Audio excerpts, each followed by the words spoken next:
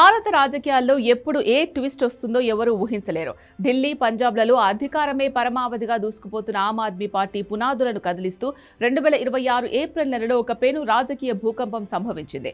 అరవింద్ కేజ్రీవాల్ కు అత్యంత ఆప్తుడు, ఆప్ యువ కిరణం రాఘవ్ చడ్డా ఊహించని విధంగా కాషాయ జెండా కప్పుకున్నారు. కేవలం ఆయనొక్కరే కాదు, ఏకంగా ఆప్ కు చెందిన 7 రాజ్యసభ ఎంపీలను తన వెంట పెట్టుకుని బీజేపీలో విలీనం చేసేశారు. అయితే ఇప్పుడు అసలు ట్విస్ట్ ఏంటంటే, ఈ ఘనకార్యం చేసినందుకు గాను రాఘవ్ చడ్డాకు మోడీ 3.0 కేబినెట్ లో కేంద్ర మంత్రి పదవి దక్కబోతోంది అనే ఊహాగానాలు ఢిల్లీ వర్గాల్లో గట్టిగా వినిపిస్తున్నాయి.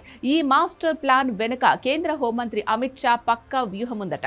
పంజాబ్ అసెంబ్లీ ఎన్నికలను టార్గెట్ చేస్తూ అమిత్ షా వేసిన ఆ స్కెచ్ ఏంటి? రాఘవ్ చడ్డా కేంద్ర మంత్రి అయితే పంజాబ్ రాజకీయం ఎలా మారబోతోంది అనేది ఈ రోజు వీడియోలో చూద్దాం.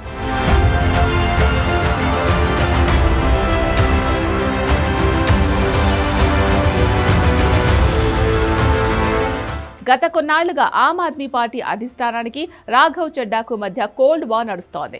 రాజ్యసభలో డిప్యూటీ లీడర్ పదవి నుంచి ఆయన తొలగించినప్పటి నుంచి ఈ గ్యాప్ మరింత పెరిగింది. కట్ చేస్తే 2026 ఏప్రిల్ 24న రాఘవ్ చడ్డా ఒక సంచలన నిర్ణయం తీసుకున్నారు. ఆప్ తన ఆశయాల నుంచి తప్పుకుందని, దేశ ప్రయోజనాల కంటే సొంత ప్రయోజనాలకే ప్రాకులాడుతోందని ఆరోపిస్తూ పార్టీకి గుడ్ బై చెప్పారు. రాజ్యాంగంలోని ఎస్కేప్ రూట్ ను వాడుకుంటూ రాజ్యసభలో ఆప్కున్న 10 మంది ఎంపీల్లో ఏకంగా 2/3 వంతు మందిని, అంటే తనతో పాటు సందీప్ పాఠక్, అశోక్ మిట్టల్, స్వాతి మలివాల్, హర్భజన్ సింగ్ లాంటి 7 కీలక నేతలను లీగల్ గా బీజేపీలో విలీనం చేసేశారు. దీనివల్ల అటు యాంటీ డిఫెక్షన్ల ముప్పు తప్పించుకోవడమే కాకుండా రాజ్యసభలో బీజేపీ బలాన్ని 113 స్థానాలకు పెంచి ఎన్డీఏను మరింత బలోపేతం చేశారు. ఇంత పెద్ద గిఫ్ట్ ఇచ్చినందుకు గాను రాఘవ్ చడ్డాను కేంద్ర మంత్రివర్గంలోకి తీసుకొని పెద్ద పీట వేయాలని మోడీ, షా ద్వయం భావిస్తోందట. అయితే రాఘవ్ చడ్డాకు కేంద్ర మంత్రి పదవి ఇవ్వడం వెనుక కేవలం రాజ్యసభ సీట్ల కృతజ్ఞత మాత్రమే లేదు. దాని వెనుక హోంమంత్రి అమిత్ షా వేసిన ఒక మెగా పొలిటికల్ స్కెచ్ ఉంది. 2026 మార్చి 14న పంజాబ్లోని మోగాలో జరిగిన బద్లావ్ ర్యాలీకి అమిత్ షా హాజరైనప్పుడే ఈ ఆపరేషన్ కు పునాది పడిందని ఢిల్లీ ఇన్సైడ్ టాక్.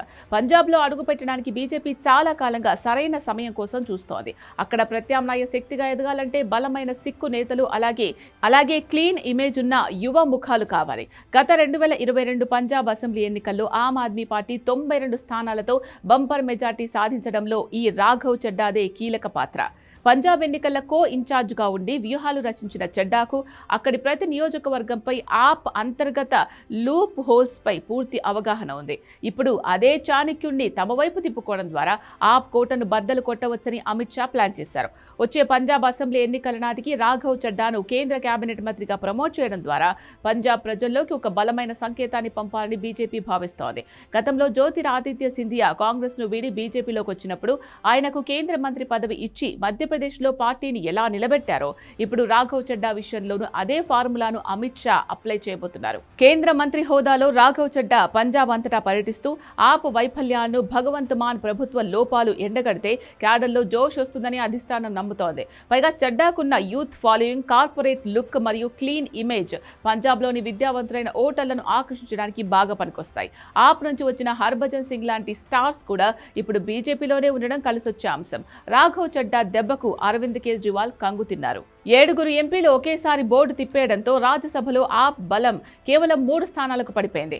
సంజయ్ సింగ్ లాంటి నేతలు వీరిపై కోర్టులకు వెళ్తామని, అనర్హత వేటు వేయిస్తామని ఎంత మొత్తుకుంటున్నా రాజ్యాంగబద్ధంగా 2/3 వంతు మెజార్టీతో విలీనం జరగడంతో ఆ పాటలు సాగడం లేదు. మరోవైపు పంజాబ్ ప్రభుత్వం ఈలోపు రాఘవ్ చడ్డా అనుచరులపై పొలిటికల్ వెండెట్టా, అంటే రాజకీయ కక్ష సాధింపు చర్యలకు దిగుతోందని చడ్డా ఇప్పటికే రాష్ట్రపతి ద్రౌపది ముర్మును కలిసి ఫిర్యాదు కూడా చేశారు. అంటే రాఘవ్ చడ్డాకు ఆ ప్రభుత్వానికి మధ్య వార్ ఏ రేంజ్ లో నడుస్తోందో అర్థం చేసుకోవచ్చు. ఈ పరిస్థితుల్లో మోడీ కేబినెట్ పునర్వ్యవస్థీకరణ కనుక జరిగితే రాఘవ్ చడ్డాకు దక్కే మంత్రి పదవి పంజాబ్ పాలిటిక్స్ ను మలుపు తిప్పడం ఖాయం. చూసారుగా అమిత్ షా పంజాబ్ స్కెచ్ ఎంత పక్కాగా ఉందో. ఆప్ కోటలో వారినే దెబ్బ కొట్టేలా రాఘవ్ చడ్డాను అస్త్రంగా వాడుకుంటూ ఢిల్లీ కేబినెట్లోకి ప్రవేశపెట్టబోతున్నారు.